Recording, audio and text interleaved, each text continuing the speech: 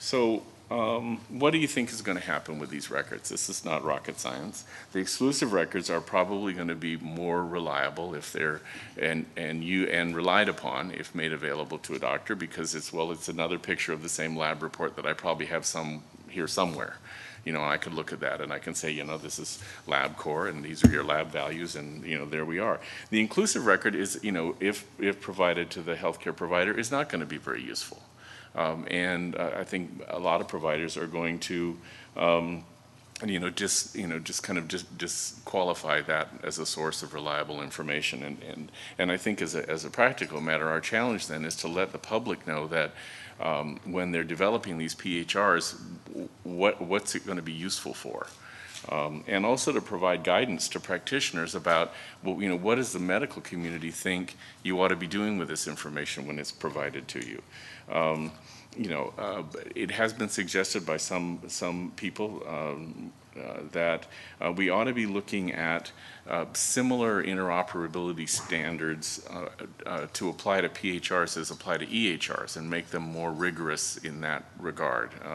And that may take away the usefulness of them from the patient's standpoint, but it may create more usability from the care provider's standpoint. And so that's certainly something to explore.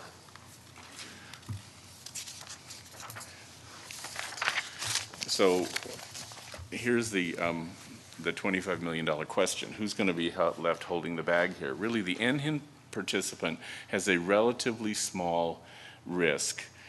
Their sole representation there is that they sent you an accurate picture of what was available for exchange at the time. So in fact, if they didn't do that, and that turns out to have been a basis for some patient getting hurt, then an NHIN participant is going to have that burden. And it's not a particularly high burden, but it's one that I think is appropriately placed, and it's certainly underscored in the DRSA.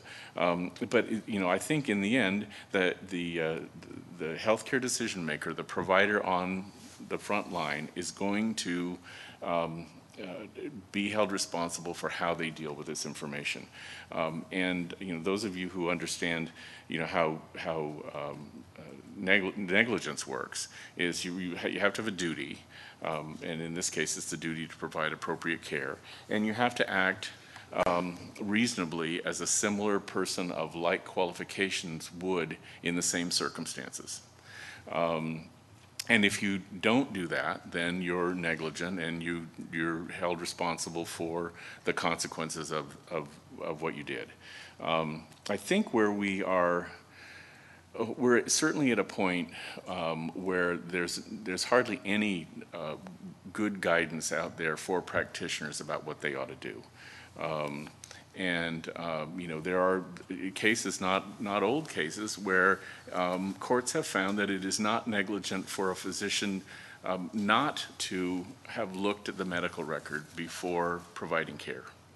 That's consistent with the standard of care, that you examine the patient, you get the information that the patient currently has, and you make a medical decision. And the fact that you didn't go back and look at even a paper record, not even an electronic record, isn't negligent. Over time, I question whether or not that standard is going to maintain itself, because I think the public is going to expect that with the availability of information, that their caregivers, the medical decision makers, are utilizing that information in making the decision.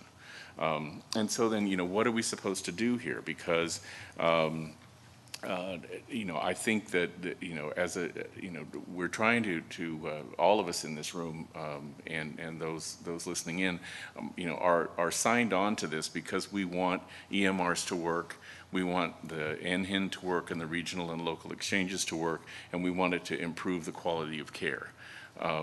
And so I think the burden, and it's one that I think we just have to take on square, is what guidance are we going to be giving physicians? What are we going to be teaching in medical schools about what you need to do with electronic records?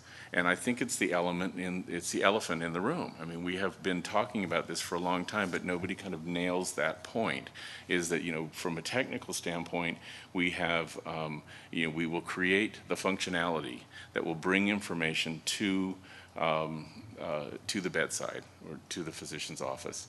And we kind of leave it up in the air, what is the doctor supposed to do with that information? And I think, in fairness to the medical community, if we're going to ask them to play, to have their workflow completely disrupted by having to do drop-down boxes and all of this other stuff that we're expecting them to do so that the information's there and usable, is that we ought to give them a heads up about what they're supposed to do.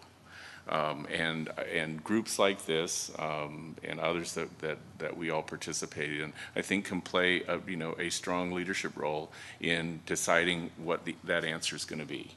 And then once that's known, then I think the physician community can say, I can do that, I can play by those rules, but as long as it's all individual decision making about case by case, I think we run the risk of disincenting physicians from participating. And we have these conversations all the time. The concern about liability risk, it is real. Physicians get sued all the time. It is career altering when you get sued. And so it's a high price to pay for making a mistake about what you should have done with, in this context.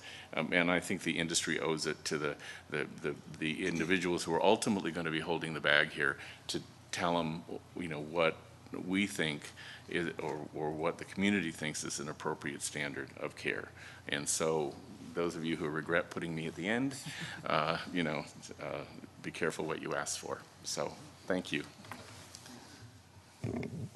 Thank you, Jerry.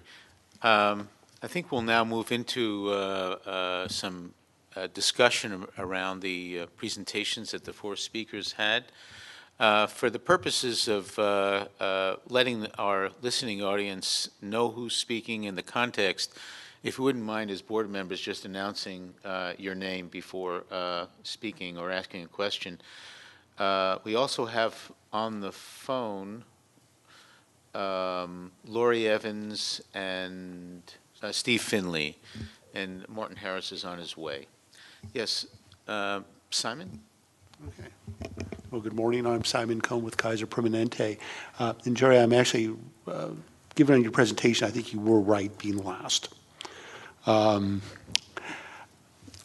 actually had a couple of questions. I guess I was reflecting, and I was reminded actually as you were all talking that Jack Davies and I sat on a Washington State review panel looking at health data banks a couple of years ago, where some of these issues came up around personal health records, how they should be applied and used. But I'm obviously just sort of thinking back a couple of years ago when I was a commissioner on the Commission for Systemic Interoperability, and seeing a woman come in to testify who actually had a little cart that she carried with all the medical records on a chronically ill child that she had. In a sense, that may be a prodrome of a personal health record, if you think about it.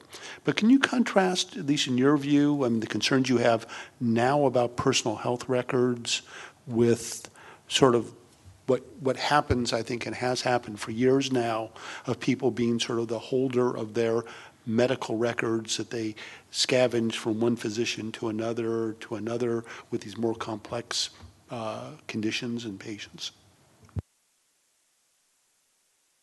Thank you. I guess the answer is, it really depends on, is there some change? I've heard that similar stories to the one that you recounted, and it's kind of like the doctor's nightmare when someone, drags into the office with this whole cart, like, well, I've got 11 minutes. What do you want me to do? Read this or talk to you? I just think it's I don't think it really changes the question. It just, it still comes down to, how much the physician, should be, how much information the physician needs in order to make a care decision. And how reliable is the information that they have once that decision is made? And so if your person, for example, had a whole bunch of at least physically verifiable medical records, that's pretty valuable stuff. If you really have the time to go through all of that and it was useful. In the PHR, I think the risk is that information isn't going to be as verifiable. It could just be a formatting thing. I mean, it's like whoever the vendor is creates a new form for your lab work. So you get your lab report in and then you move your lab values over to it. Well, if I'm a physician and I see a printout of your PHR that shows your personally entered lab values, I'm probably going to be suspicious about it. And so if we're moving toward maybe not having to rerun all those lab tests so that you actually can have that hard thing, I don't know if that moves the ball in the right direction that well. So I think that's a question really over how does the PHR fit in all of this ultimately. Jack, yes. Just a comment from our experience with the personal health Jack record. Davies. Jack Davies, our comment from what we've been doing with the Google Health Project. You're absolutely right that the clinicians in our project made it pretty clear up front that they were not going to rely on what came to them out of that record for clinical decision-making, period. Where they find it more likely to be useful is to promote the conversation with the patient, partly for the patient, primarily for the patient's use, to gather this personal information from different sources, but when the patient then brings that in as a way to help facilitate trigger memory and make sure the conversation goes better than it might otherwise. Kevin? I think we would all agree that unfortunately not every physician in our wonderful healthcare system has the resources of Dr. House.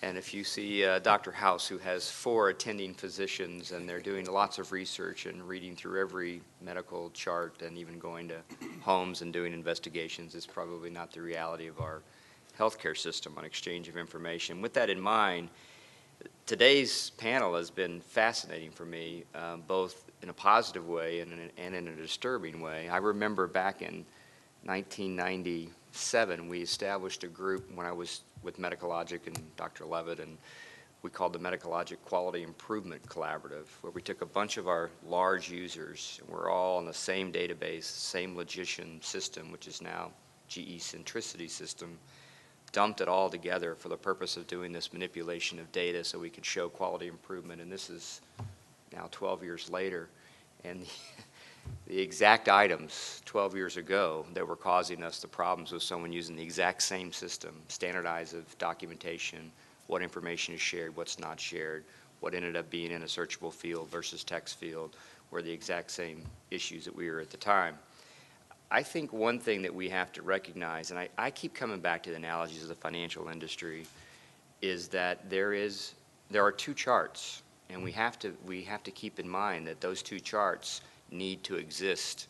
There are the physician's chart, that the physician needs to have a certain amount of information about this patient for them to be able to render care that probably is not appropriate for them to be able to share with the patient in a meaningful way, because it triggers certain things at the decisions that may be made by that physician. And then there is the shareable chart.